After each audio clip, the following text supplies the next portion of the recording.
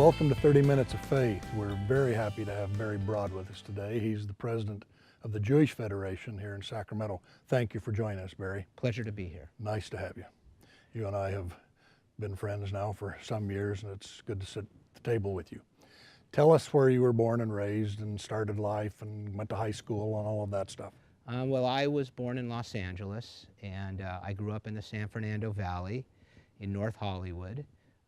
When I went to Ulysses S. Grant High School, and I can tell you at the time my fondest memory was when the students decided they wanted to change the name to Cary Grant High School. That was unsuccessful. When I was about 16, my parents moved to Orange County, so I graduated high school in Fullerton, California, and then came to Northern California to go to college at UC Davis. And did you have a happy childhood? Was it a good time? Yes, I had a happy childhood. I had a lovely family. My dad, my mom, and my brother. I have a younger brother. My dad died young, however, when I was in my early 20s. And so there's probably not a day that goes by that I don't think about him, and that certainly informs a lot of my feelings as a parent. Did you grow up in a religious home? I did, a Reformed Jewish religious home. We, celebrated the major holidays. We went to Hebrew school, both my brother and I. We were both bar mitzvahed. And my mom, interestingly enough, taught at our synagogue in Los Angeles. She taught religious school in our synagogue. And we attended, Jewish summer camp like a lot of kids. And so we had a very sort of rich religious background, but I wouldn't say that we were super observant. Oh, fair enough. By any chance, was camp up in the Lake Arrowhead area or any place like that? I went to a summer camp a couple of times, and there were all these different groups up in that area. Our camp happened to be in the Malibu Hills. It was a camp called Camp Hess Kramer.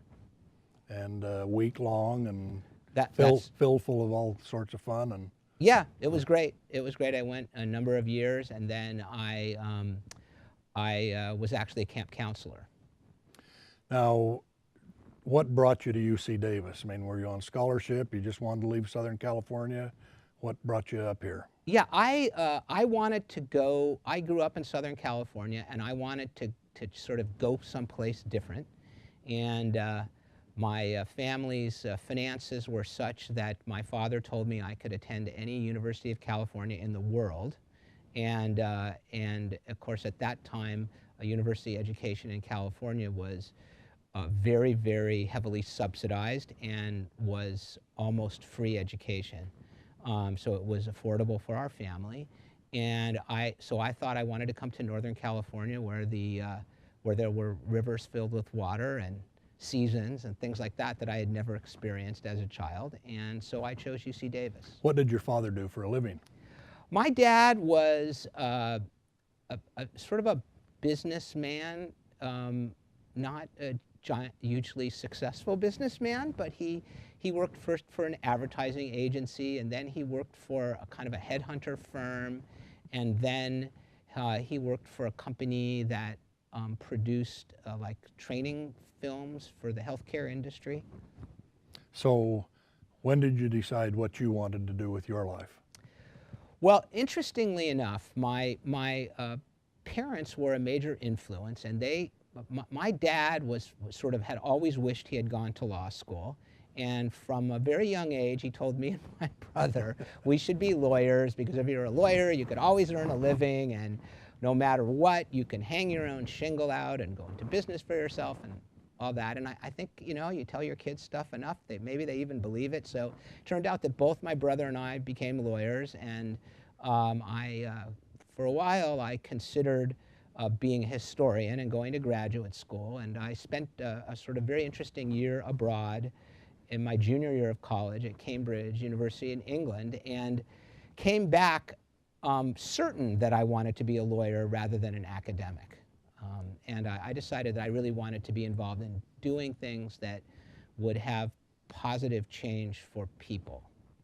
Now, there's two things I know about you pretty well. One is that you are active in helping to bring about change and to bring attention to people, things that need to be changed. And then I also know that you're very actively involved in the Jewish community and what unfolds with the Federation, the JCRC. What brought you to those things? Was there an epiphany that somewhere along the way I've got to do this or that or the other?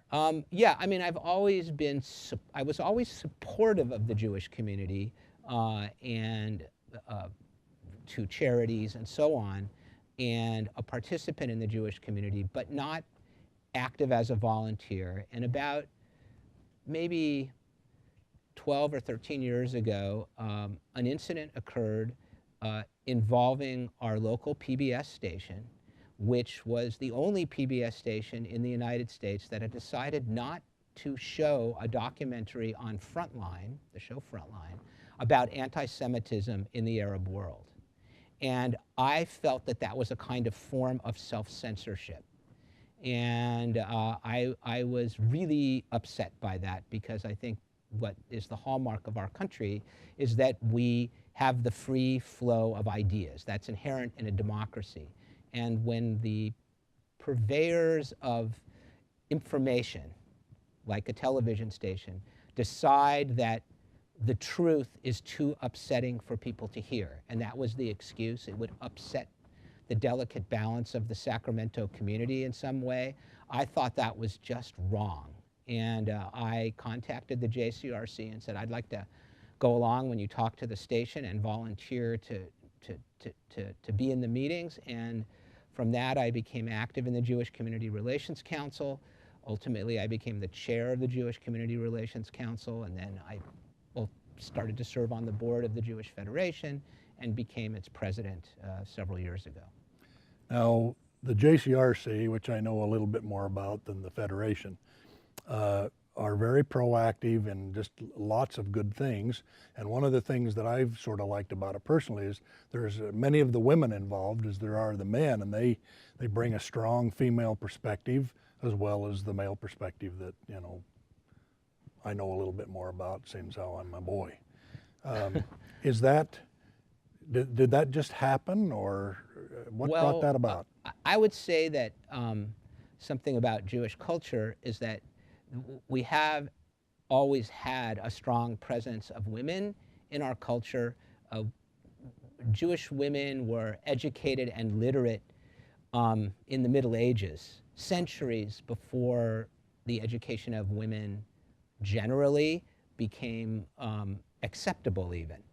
And even though the traditional practice of Orthodox Judaism, obviously, you know, women couldn't be rabbis and so on, and still can't. They can in the Reform congregations.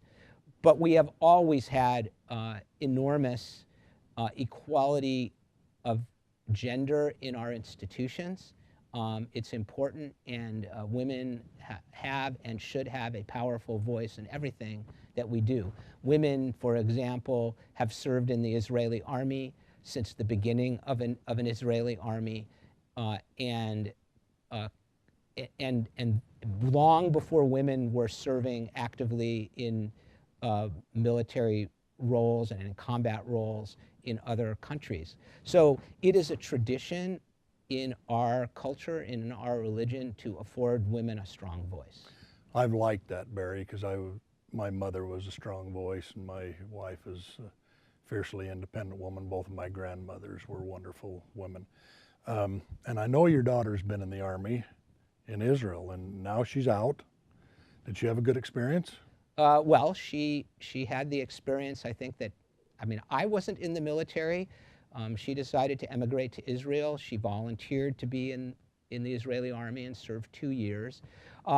She had, I would say, a very rich experience. I'm sure there were many ups and there were many downs and there were frustrations. Armies are big bureaucratic institutions. They serve a purpose of national defense, but they don't, they can be very frustrating. You don't always get what you want, and you have to do what other people want you to do, and sometimes it doesn't always make sense. But I think the concept of national service that exists in Israel and maybe should exist in this country to a greater degree teaches young people a level of responsibility and civic duty that I think is incredible, and it has matured her as I saw that it did to the other kids that she served with that I got to know.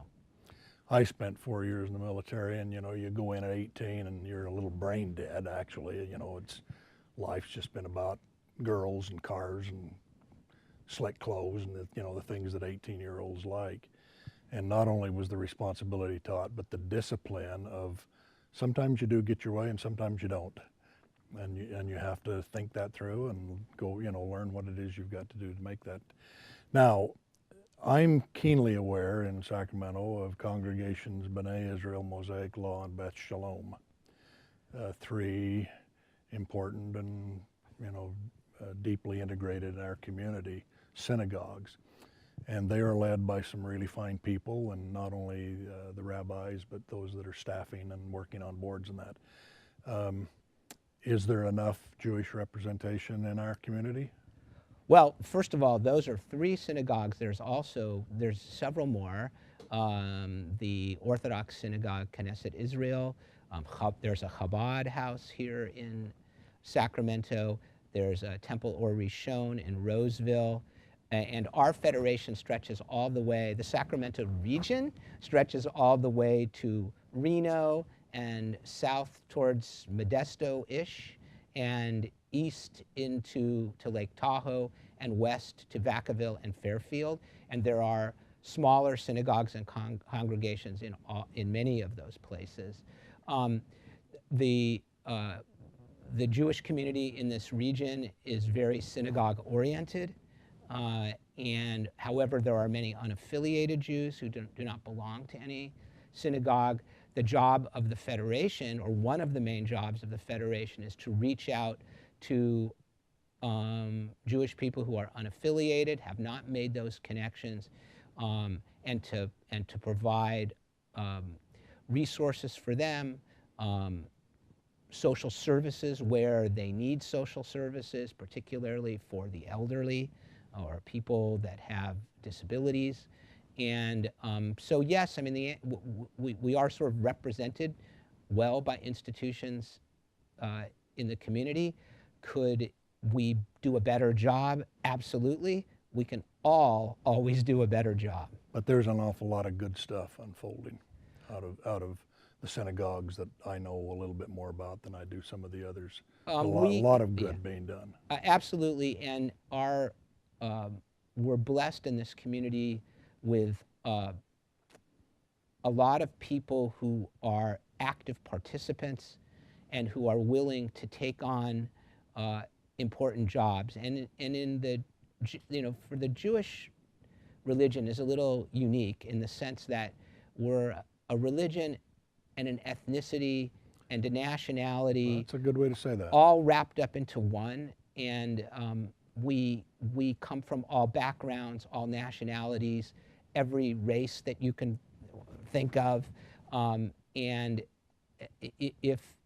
there's almost not a country in the world where Jewish people haven't been or lived or descend from or once lived.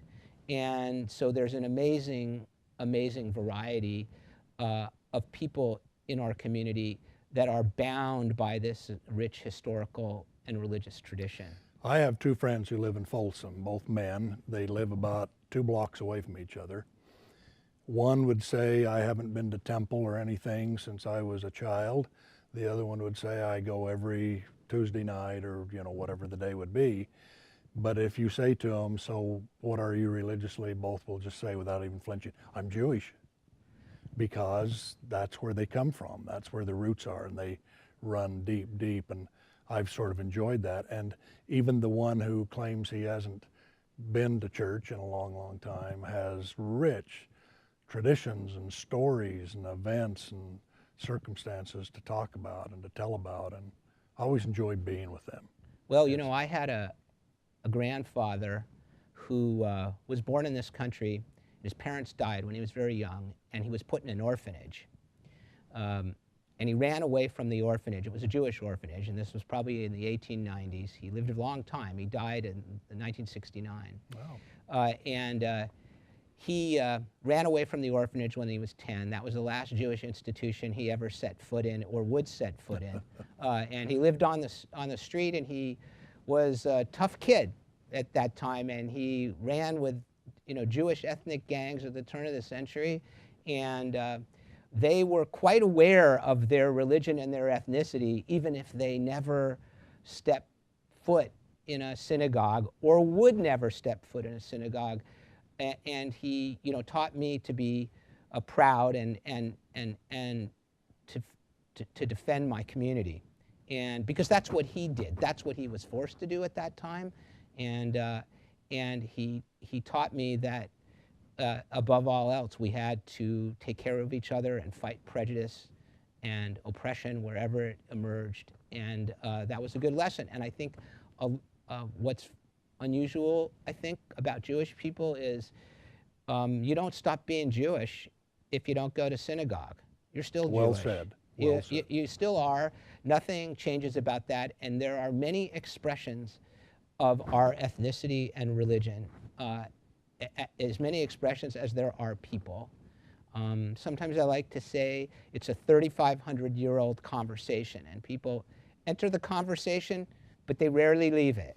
And a good way to say that. And that I think kind of has a feel for it. Some people say we're people of the book, and I think I'd like to say we're people of the word. So in our community, are we active enough, both from the Jewish perspective and from the non-Jewish perspective, on how we should be managing our lives and our families and our businesses and making Sacramento and California and America better and not worse? Well, I think that's a big question. I think the Jewish community, being a relatively small minority religion and ethnic group in America, obviously we have very strong beliefs and connections and desires to see interfaith work done in our community. We think that's very important. We think that we need to reach out and do a better job reaching out to other faith groups in Sacramento from our own perspective. And it's not my place to criticize anybody else, but I can say from the position of self-criticism that I think the Jewish community has not done enough to reach out to other groups, and we need to do a better job at that, in my opinion. Well, I know that if you talk about the Bob Dressers in life and so many others, and Melissa and Jessica and others that are now involved, they're trying hard to reach out. I think the 3,500-year religion is a big deal. It's a big deal. A lot of those 1,700 congregations in the three-county area may have only started up 17 years ago, and they might have a congregation of 67 people.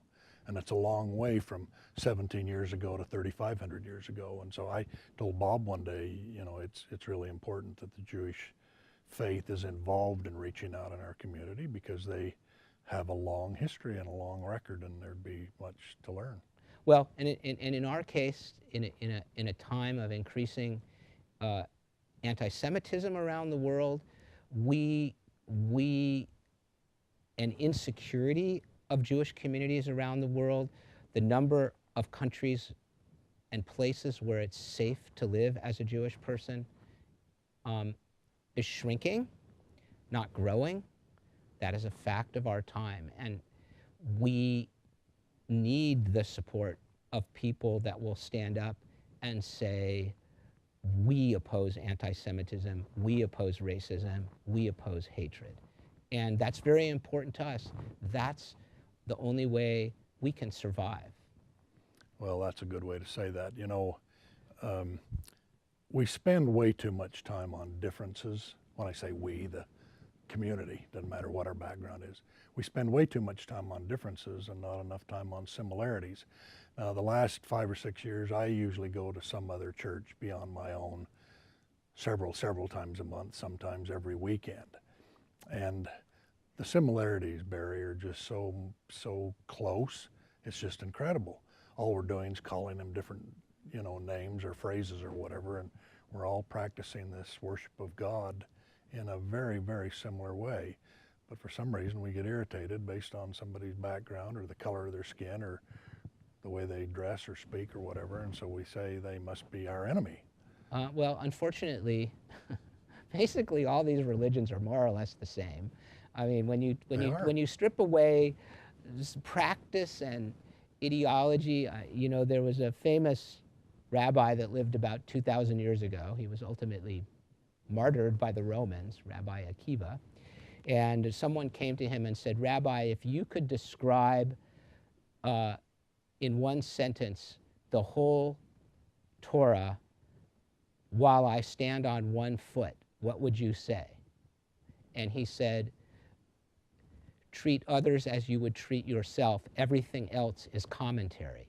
And in fact, that's the truth. Every single religious tradition has the golden rule as its basic premise. It does. And nonetheless, it's been the challenge of people to live up to something that we all agree on and have always agreed on. Why why is that? Why, everybody I talk to agrees and understands that is the basic ideology of what it is we're trying to do, and yet we can say it, but then to do it seems to be a whole lot more difficult. But why can't I just treat that man over there like I want him to treat me? Why can't we do that? Well, I think that honestly, how I feel about this, I'm not sure this is a religious answer or I'm not a cleric, but I would say that human beings have been given brains by whoever handed out the brains, whether it be a deity or through the course of evolution or whatever you believe or don't believe. We have arrived at where we have arrived. And we have a basic nature that we share with other creatures on this world, other primates or whatever, and our earlier selves. We're the same species that existed 15,000 years ago. We've made progress over time, great progress over time, and we've been given these brains that allow us to think beyond our base animal nature. But that's always a challenge. And so we can say to ourselves, love thy neighbor as thyself, but sometimes, for whatever reason, we return to the quiet of our own little world and say, all of them?